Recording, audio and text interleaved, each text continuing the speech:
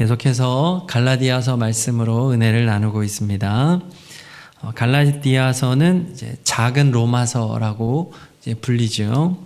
오직 믿음으로 구원받는 이신칭의의 복음을 강조하는 것이 이 갈라디아서입니다.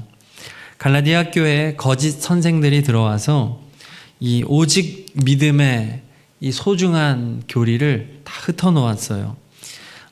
율법을 잘 지켜야 된다. 할례 이런 율법들을 잘 지켜야만 구원에 이를 수 있다. 예수님의 십자가 죽으심만으로는 부족하다.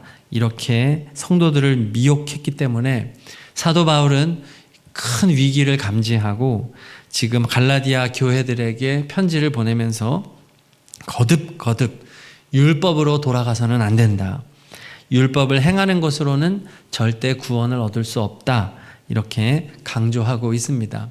자, 그런데 이 지점에서 우리가 해야 될 중요한 질문이 있어요. 이제 해야 될이 아니라 이렇게 하게 되는 이제 많은 질문이 있는데, 오직 믿음으로 구원을 얻는 것이라고 한다면 우리의 행함은 중요한 것이 아닙니까? 자, 이런 질문이 많이 나오지요. 믿음 하면 그럼 도대체 행함은 어떻게 되는 겁니까? 말을 하지요. 자, 행함은 당연히 중요합니다. 네.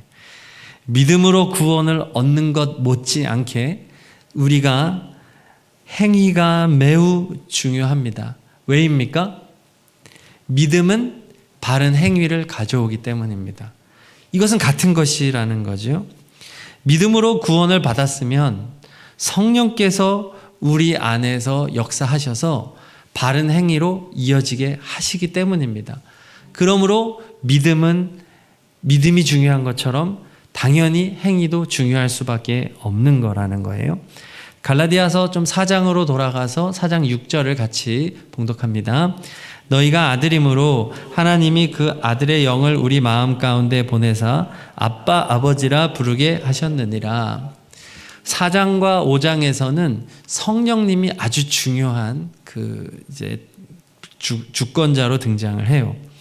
성령님께서 하시는 일이 뭐냐? 아들의 영이 있다는 거죠. 양자의 영이라고도 합니다. 성령님께서는 우리로 하여금 너희가 하나님의 자녀다 라고 하는 것을 깨닫게 하신다는 거죠. 성령이 하시는 일, 우리가 하나님의 자녀임을 깨닫게 한다. 자, 그러면 어떻게 될까요? 내가 하나님의 자녀라는 것을 알았기 때문에 이제는 자녀의 행위로 연결된다 이 말이에요. 사람이 어떤 정체성을 가지고 있느냐에 따라 그 사람의 행위가 완전히 바뀝니다. 어떤 사람이 직업을 자기와 동일시 여기면 일과 사랑에 빠져요. 그 일이 자신이기 때문이죠. 일을 통해 자신이 증명되고 일을 통해 행복과 보람을 느끼기 때문에 직업의 정체성을 가지고 있는 사람, 나는 이 직업을 가지고 있는 사람이야에 초점을 맞춘 사람은 그 일에 몰두하게 되어 있어요. 또 만약에 한 사람이 나는 한 여인의 남편임이 중요하게 생각된다면 그 사람은 아내를 행복하게 하는 것에 최선을 다하게 되어 있습니다. 남편이라고 하는 정체성이 가장 중요하기 때문이죠. 또 자신이 부모라고 하는 것이 가장 중요한 사람은 자녀들에게 가장 많은 행위를 쏟게 마련입니다. 왜냐하면 나는 부모이기 때문이죠. 그렇기 때문에 성령께서 우리로 하여금 하나님의 아들이다라고, 하나님의 자녀다라고 성령이 우리에게 확증시켜 주었을 때 어떠한 결과가 나오게 되느냐? 자녀로 살아가게 된다는 거예요. 자, 5장 1절을 같이 읽어보겠습니다. 그리스도께서 우리를 자유롭게 하려고 자유를 주셨으니 그러므로 굳건하게 서서 다시는 종의 멍에를 매지 말라. 이게 뭐예요? 너는 예수님의 십자가 죽으심과 부활로 말미암아 자녀가 됐어. 너는 자유인이야. 그것을 증명해 주니까 자유인으로 행동하라는 거죠. 죄의 종으로 종의 멍에를 메고 살아가지 말고 이제는 자녀로서 살아가야 된다. 살아가게 된다 이 말입니다. 즉 믿음에 걸맞는 행위가 따라온다 이 말입니다. 16절도 읽겠습니다. 내가 이르노니 너희는 성령을 따라 행하라. 그리하면 육체의 욕심을 이루지 아니하리라. 아멘. 성령을 따라 행하라가 뭐예요? 지금 있잖아요. 자녀로, 하나님의 자녀로 살아가라는 거예요. 자녀의 정체성을 가지고 살아가라. 자유인으로 살아가라. 성령께서 하시는 일은 지금 16절 후반에 말하듯이 육체의 욕심을 이루지 않게 한다는 거예요. 왜요? 하나님의 자녀니까요. 하나님의 자녀의 정체성은 거룩이기 때문에 그렇습니다. 22절, 23절을 읽겠습니다. 오직 성령의 열매는 사랑과 희락과 화평과 오래 참음과 자비와 양성과 충성과 온유와 절제니 이 같은 것을 금지할 법이 없느니라. 자, 이 9가지의 열매는 모두 그리스도, 예수 그리스도의 성품이죠. 즉 자녀됨의 성품인 거예요. 우리 안에 거하시는 성령님께서 우리로 하여금 예수님과 하나가 되게 하시고 우리가 하나님의 자녀임을 인증해 주심으로써 우리에게서 이러한 성품이 드러나게 한다는 거예요. 이 성품이 우리 안에 맺혀짐으로써 이 성품의 행동이 나타난다는 것이죠. 말로, 행동으로 드러나게 된다. 하나님의 자녀로서 살아가게 된다. 즉 우리의 믿음이 우리의 삶으로서 행위로서 증명되어진다. 근데 그 중간에 성령이 있다는 것이죠. 자, 그러므로 우리에게 필요한 것이 무엇이겠습니까? 성령 충만인 거예요. 우리의 가장 중요한 기도는 성령 충만이 되어야 할 줄로 믿습니다. 우리가 우리의 자녀들을 위해서, 가족들을 위해서 기도할 때에도 날마다 성령 충만을 구하시기를 축복합니다. 성령 충만이 중요해요. 성령님이 오셔야만이 우리가 하나님의 자녀라는 것이 확증이 되기 때문에 그렇습니다. 내가 하나님의 자녀인 것이 분명해지면 그 다음에는 자연스럽게 믿음의 행동으로 연결이 되기 때문이에요. 내가 하나님의 자녀인데 하나님의 자녀로서 당연히 바른 행위로 연결이 된다는 거예요. 착하게 살아, 좋은 일 많이 해야 돼, 이런 말로 되는 게 아니라는 것이죠. 핵심은 성령에게 있다는 거예요. 성령께서 우리의 행위를 이끌어 가실 때 그 핵심이 있습니다. 6절을 읽겠습니다. 6절. 그리스도 예수 안에서는 할례나 무할례나 효력이 없으되 사랑으로서 역사하는 믿음뿐이니라. 아멘. 성령이 우리에게 역사하실 때 무엇으로서 역사하신대요? 사랑으로서 역사하시는 믿음이라는 거예요. 자, 이게 굉장히 중요합니다. 이 사랑은 하나님의 사랑을 말합니다. 아가페의 사랑, 세상이 줄 수 없는 사랑. 그 하나님의 사랑으로 성령께서 우리에게 역사하신다. 13절, 14절 읽겠습니다. 형제들아, 너희가 자유를 위하여 부르심을 입었으나 그러나 그 자유로 육체의 기회를 삼지 말고 오직 사랑으로 서로 종노릇하라. 온 율법은 내 이웃 사랑하기를 내 자신같이 하라 하신 한 말씀에서 이루어졌나니. 아멘.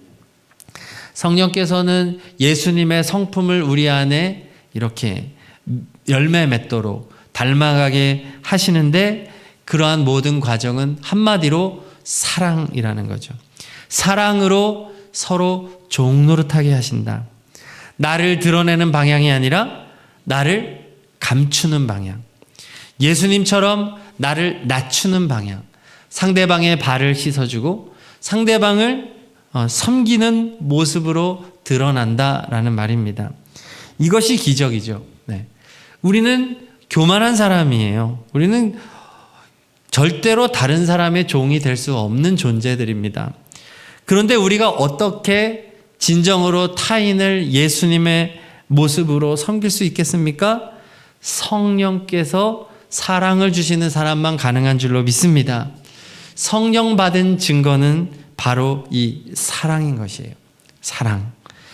우리가 가끔 그런 의문이 생기는 그 부류의 사람이 있어요. 아주 뜨겁습니다. 아주 열심히 신앙생활을 하는데 조금 의아한 것이 뭐냐면 사랑이 없는 것 같은 사람이 있을 때가 있어요. 그러면 이런 말을 하곤 합니다. 저 사람은 성령 충만한데 사랑은 별로 없어 보인다. 자, 이 말이 맞는 말일까요? 앞과 뒤가 완전히 다른 말을 하는 겁니다. 거짓말 중에서도 진짜 거짓말입니다. 저 사람은 성령에 충만한 사람인데 사랑이 없다. 이거는 연결이 잘못된 거죠. 성령 충만을 모독하는 발언입니다. 사랑이 없으면 성령 충만이 아닌 거예요. 네. 아무리 대단한 능력을 행하고 실로 엄청난 업적을 남겨도 그 안에 사랑이 없으면 절대로 성령의 사람일 수 없는 것입니다. 자, 그러므로 우리가 해야 될 것이 뭐냐? 4절 읽겠습니다. 4절. 율법 안에서 의롭다함을 얻으려 하는 너희는 그리스도에게서 끊어지고 은혜에서 떨어진 자로다. 율법으로 의롭게 되려는 시도를 멈추라는 거예요. 이 말이 무엇입니까? 예수님 없이 선해지려고 하는 모든 행위를 멈추라는 것이죠. 성령님 없이, 성령께서 그 마음에 예수님의 사랑을 주시고 예수님의 성품을 닮아가게 하시고 그로 인해서 자연스럽게 자녀로 살아가게 하시는 방법 이외에 다른 모든 방법은 가차없이 버리라는 것입니다. 자, 그런데 적지 않은 성도와 교회들은 예수님을 전혀 갈망하지 않아요. 예수님으로 말미암아 자신의 내면을 채우려 하지 않아요. 성령님을 의지하지 않아요. 그래서 성령님을 통해 교만과 탐욕을 버리고 진정한 내면의 변화를 통해서 바르게 살아가려고 하지 않고 많은 종교적인 행위로 자신의 선함을 증명하려고 하는 경우가 적지 않다는 것입니다. 수많은 행사와 이벤트를 동원해서 우리가 이런 것도 합니다. 우리가 저런 것도 합니다. 사진을 찍고 홈페이지에 올리고 SNS에 올리면서 우리 교회 좋은 교회예요. 우리 성도 좋은 성도예요. 보여지는 것들로 좋은 것을 증명하려고 하는데 사실은 진짜는 증명할 수가 없습니다. 왜냐하면 그 심령 안에서 성령이 하시는 일이기 때문에 그렇죠. 겉으로는 절대로 분별할 수가 없습니다. 가장 바른 것은 그 안에 성령께서 사랑의 역사를 이룰 때만이 진정한 선행이 나온다는 사실이죠. 자, 그러므로 우리가 집중해야 되는 것은 좋은 일, 옳은 일을 하려는 노력이 아니라는 거예요. 우리가 집중해야 되는 것이 무엇입니까? 예수님이라는 거죠. 예수님 없이 살아가는 삶, 성령이 주시는 사랑 없이 살아가는 교만을 회개해야 한다는 것입니다. 그것이 첫 번째예요.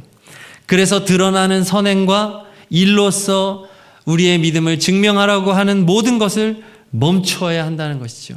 그리고 우리는 믿음의 자리로 나와 기도의 자리로 나와 성령 충만을 간절히 간구하고 또 간구해야 할 줄로 믿습니다. 성령 받지 않고는 아무것도 하지 않겠다는 그 정도의 결단이 필요한 것이에요. 그래서 먼저 기도해야 하는 것이죠. 기도가 더 풍성해야 하는 것입니다. 성령님께서 내 마음에 임재하셔야만 사랑이 주어지기 때문에 성령께서 내 마음에 임재하셔야만 내가 하나님의 자녀인 것이 선명해지기 때문에 그렇습니다. 그 안에서만 우리는 진정한 선행을 하게 될 줄로 믿습니다. 예수님만이 길이요 진리요 생명이라는 거예요. 그렇게 예수님으로 충만해지면 우리는 율법의 요구를 충족하게 되고 하나님의 영광을 높여드리게 된다는 것입니다. 자, 오늘 말씀은 예수님을 따르지 않는 결과를 15가지로 말합니다. 19절에서 21절을 읽겠습니다. 육체의 일은 분명하니 곧 음행과 더러운 것과 호색과 숭배와 주술과 원수 맺는 것과 당 짓는 것과 분열함과 이단과 투기와 술 취함과 방탕함과 또 그와 같은 것들이라. 전에 너희에게 경계한 것 같이 경계하노니 이런 일을 하는 자들은 하나님의 나라를 유업으로 받지 못할 것이요. 아멘. 너무 많아서 분별도 안 되죠.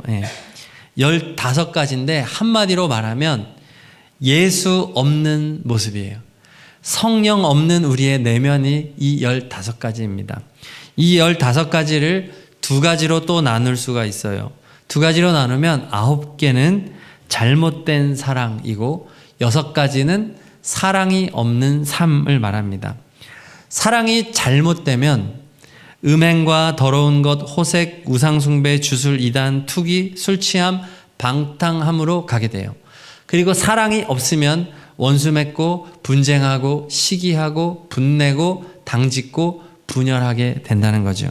이 모든 것들은 예수님이 없는 당연한 결과예요. 성령이 없는 결과. 아무리 노력해도 여기를 벗어날 수 없다는 것입니다. 예수님 당시에 유대 종교 지도자들이 딱 여기에 해당했죠. 그들은 성경을 몰라서 죄를 지은 것이 아니었어요. 성경 전문가였고요. 예배에 목숨 걸었고요. 헌금을 엄청나게 많이 했고요. 금식 기도를 수도 없이 했고요. 금욕과 절제와 구제와 선교의 삶을 살았습니다. 자, 그런데 그들에게 없는 것이 딱 하나밖에 없었어요. 바로 예수님이 없었어요. 예수님 하나 없으니까 그들은 잘못된 사랑과 사랑이 없는 삶으로 결국 다 채워지게 된 것이죠. 신앙의 원리는 딱 하나, 예수님, 성령님으로만 완성되는 줄로 믿습니다.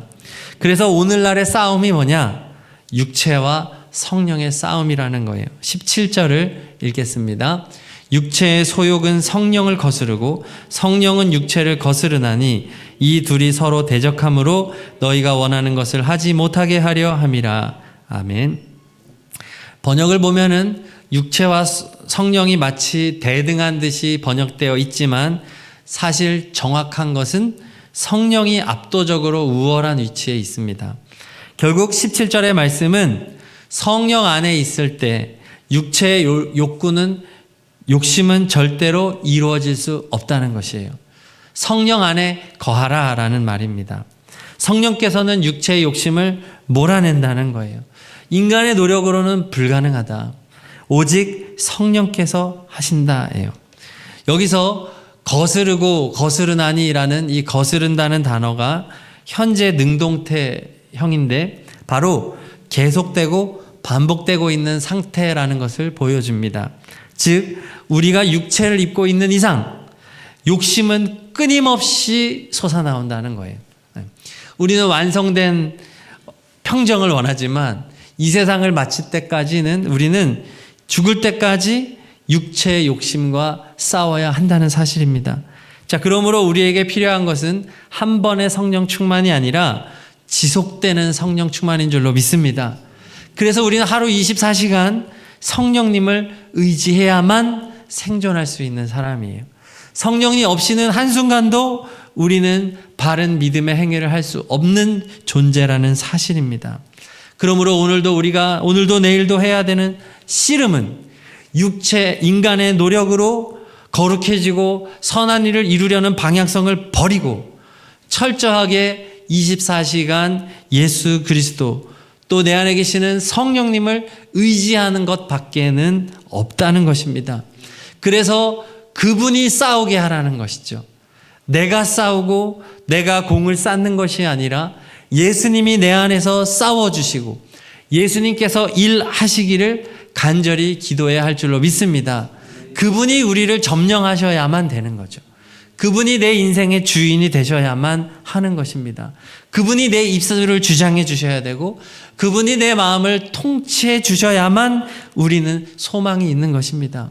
그래서 우리는 계속해서 주님을 의지하고 우리가 누구를 만나서 대화를 할 때나 식사를 할 때나 항상 주님에게 의존하는 마음을 가져야 하는 것이죠.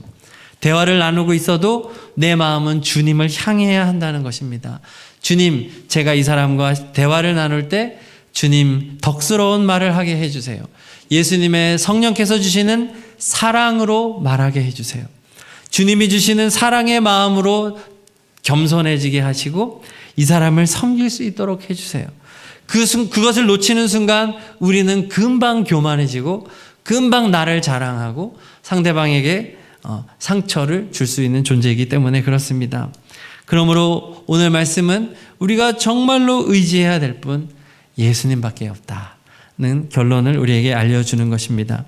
우리 시간 찬양하고 기도할 때 오직 성령님을 사모하면서 우리 다 함께 간절히 찬양하고 기도하시겠습니다. 우리의 내면을 거룩하게 하시는 성령님, 그분을 갈망합니다. 마음이 상한 자를 고치시는 주님, 하늘의 아버지 날 주관하소서. 주의 길로 인도하사 자유케 하소서. 새 일을 행하사 부흥케 하소서. 의에 줄이고 목이 마르니 성령의 기름 부소서. 의에 줄이고 목이 마르니 내 잔을 채워주소서. 2절 성령으로 채우사 주 보게 하소서. 주의 임재 속에 은혜 알게 하소서. 주 뜻대로 살아가리 세상 끝날까지. 나를 빚으시고 새날 열어주소서. 의에 줄이고 목이 마르니 성령의 기름 부소서.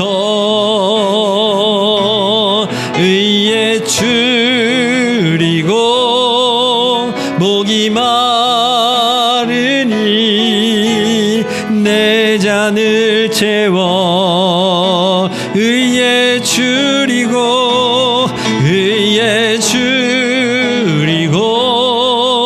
목이 마르니 성령의 기름 부소서. 의에 줄이고 목이 마르니 내 잔을 채워. 간절한 마음으로 의에 줄이고